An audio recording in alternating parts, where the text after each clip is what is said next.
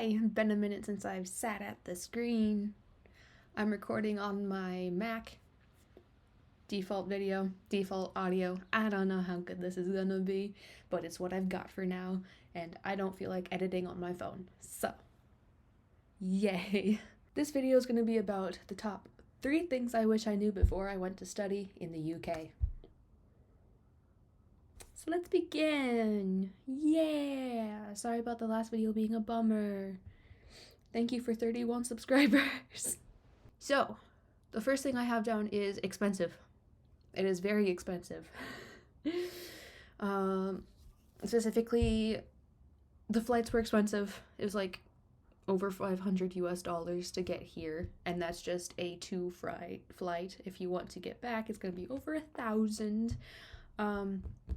Yeah, the starting over thing, I had 3 suitcases with me. I had to get the majority of what I have now, like pillows.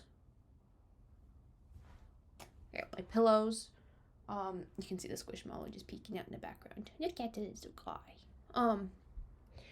Pillows. I had to get pots, pans, cooking utensils, knives.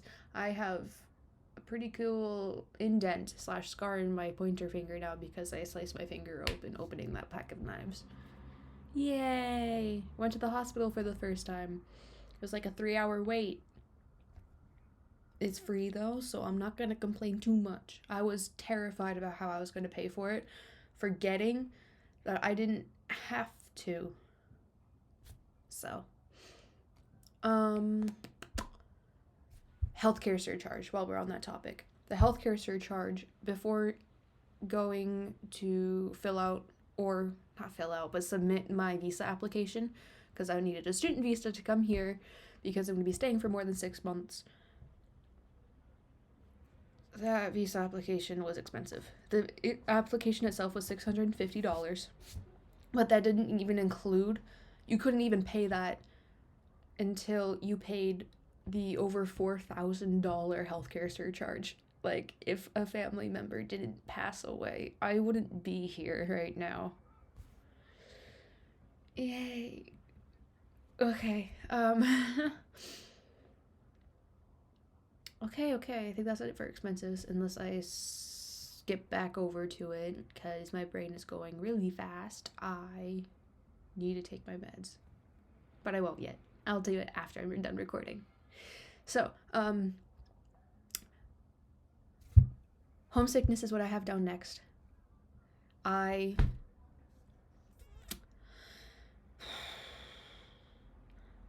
really wish I knew just how bad my homesickness would have been. I didn't think I'd be homesick. I thought I would be really excited to be in a new place.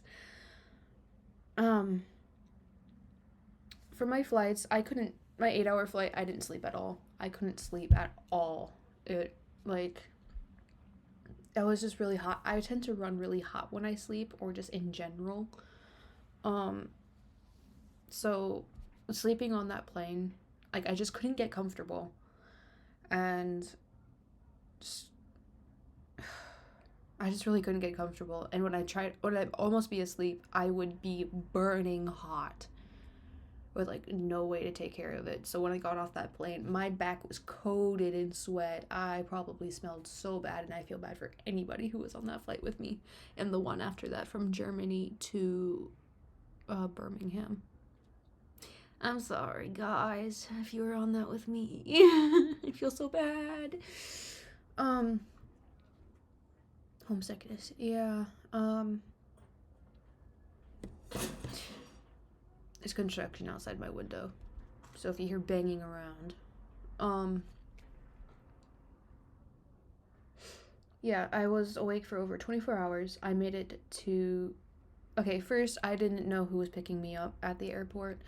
I gave them the times and stuff. I had that all set up. But when I got out with my luggage, I didn't see anybody holding the Hartpury sign. So I wandered around for the airport for an hour, freaking out, like having a panic attack. just about because I couldn't find the person who was supposed to give me a ride, and I had no phone service. Yeah, I ended up running into him. I did find him. So I felt really bad because he said he was trying to call me for like, he's been trying to call me repeatedly, and like, I don't have phone service. Yay.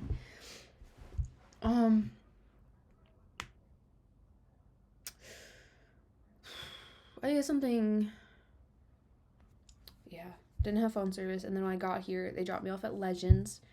They said the Heartbury told him to drop me off at Legends, and then I was stuck wandering around Legends for an hour, freaking out, not knowing where I was supposed to go because he said somebody was supposed to be there or whatever. They said to drop me off at Legends. I'm like, I'm at Legends. There's nobody here.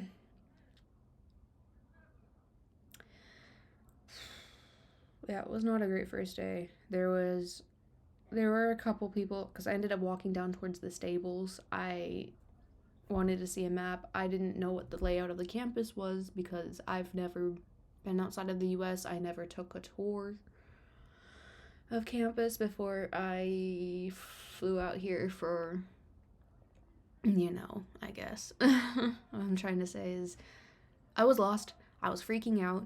There were 3 people who at first started mocking me. It was 2 out of the 3 of them that started mocking me, being fucking assholes about it because I was almost crying.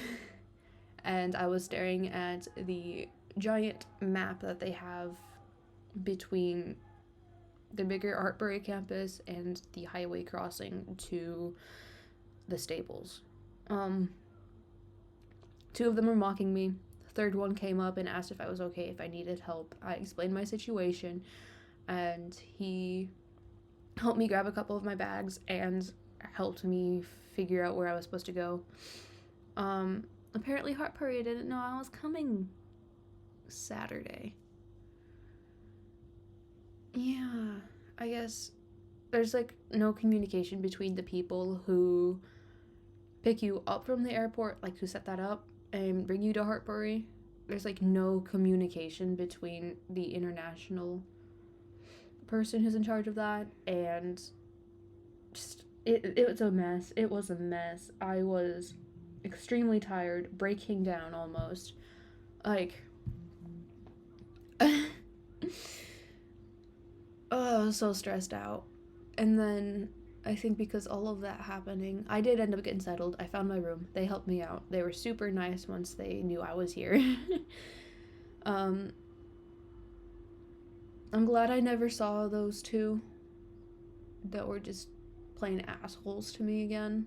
I'm so glad I haven't run into them. I ran into the one that helped me on a bus once, and that was it. I'm just grateful he asked and was not an asshole about it. Yeah, that night I had a really bad breakdown. Like, I couldn't breathe. I was having such a bad panic attack, and I felt so homesick. Like, it made me physically ill how much I was crying and panicking, and like, I'm ashamed to say it, I even looked at flight cost and seeing if I could come back, because I was terrified that this wasn't going to work for me. I was scared I made a huge mistake, but I'm here still. It's was it 3 or 4 weeks later? I'm still here. I made friends. I am having a lot of fun, and I'm really glad that I didn't follow through with going home.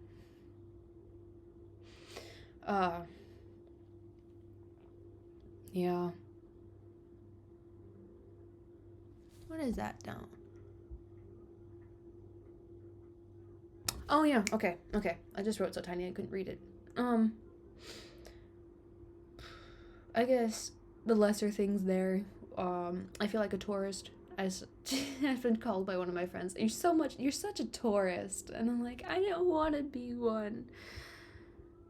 But you're right. And the culture shock, I wasn't expecting it. Like, I knew they just go about things differently here. I don't know how to explain it. I wasn't expecting a culture shock. Both English speaking. They just do things so much different here. I don't know how to explain it other than culture shock. And I guess the third thing I have down for this video is my lack of horse experience prior to coming to Hartbury. So I was never fortunate enough to have my own horse, be able to loan my own horse. I haven't had lessons for like 5-ish years. Like, I don't know how long it has been exactly. Since COVID happened, I haven't been able to be around horses regularly, like riding them. Yeah, since COVID, I couldn't take riding lessons because my instructor was immunocompromised, and my mom worked in the healthcare field, so I don't really blame her for being careful because COVID, it's scary. Yeah, I couldn't take lessons, and then when things started opening up again, I was looking at places to take lessons, specifically English lessons, or just like any lessons in general, I guess, before I knew I wanted to do English riding, and all of the facilities were booked out, couldn't get into anywhere, and that was just very demotivating for me. Made me feel really upset. Horses, I feel like, are just a really big part of my life. I feel my calling with them, so not being able to be around them, because I didn't grow up in a horsey family. I'm the first person to go out and, I guess, do the equestrian things professionally, or just not random nose to butt trail ride facilities, you know? I guess my lack of experience prior to coming here it's embarrassing. It is very embarrassing, very demotivating. I feel like I have to work harder to prove myself, I guess. I feel like I'm the only equine student here with the least amount of experience. I can't post a trot. Like, I mostly did walking when I was doing my Western lessons prior. The horse was old. He just needed to be retired really bad. He wouldn't trot for more than like a stride or two. I don't blame him. He was old. He's since passed, but he was my first lesson horse. I will always have a soft spot for him.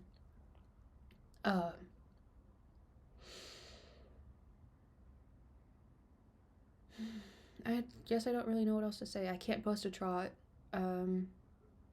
I made the video prior to this one explaining why I was so upset. But basically, so, because I don't want to refer back to that video and have people go watch it because it was really embarrassing for me, but I'm going to keep it up because I feel like it is important to show everything about university life, not just the good. It can be ugly. So, oh man. Yeah, I feel like I have to prove myself. I'm going to summarize the video up, but I was going to take lessons on campus because it's an equine university. There's equine courses. It is an amazing equine university. It is highly rated, and I was like, okay, cool, you can take riding lessons on campus. They didn't say anywhere that it wasn't beginner friendly. That's my first issue there. It's nowhere it says it is not novice or beginner friendly. In fact, they encourage people that are beginners to start riding and stuff, but because I can't post a trot, they're like, we don't have any horses for you that are suitable for your experience, but we'll refer you to this riding center just down the street. I looked it up on Uber, and it is It is hella expensive to get an Uber there. I'm not driving. I'm an American. I drive. I'm not used to the cars or the way they drive here. I like the roundabouts are crazy to me. um like I'm stuttering so much. I'm so flustered. It's over half an hour down the road. Uber is super expensive. It is not down the street. And it'd be, guess to put into this perspective, it'd be over $100 for an Uber to and from the riding facility, not including the riding prices, which I didn't even look at. I was so upset.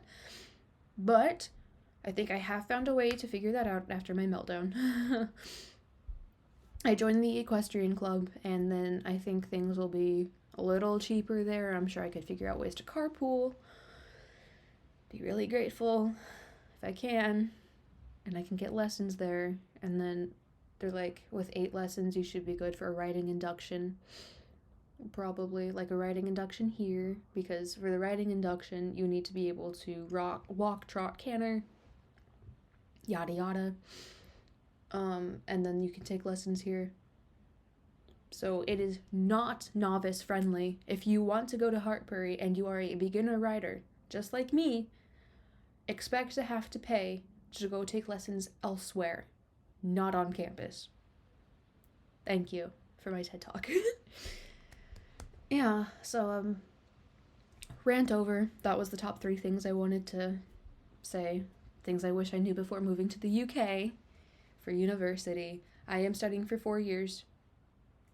It is not just like a placement thing. It is for 4 years, and I hope to keep you guys updated, and I hope things get better from here, which I really think they will. So I will continue to be transparent. Thank you so much for watching, and I hope to see you guys in the next video. Once again, thank you for 30 subscribers, 31 now. I'm so excited. Thank you so much. It means a lot. I'll continue to bring you with me on my journey.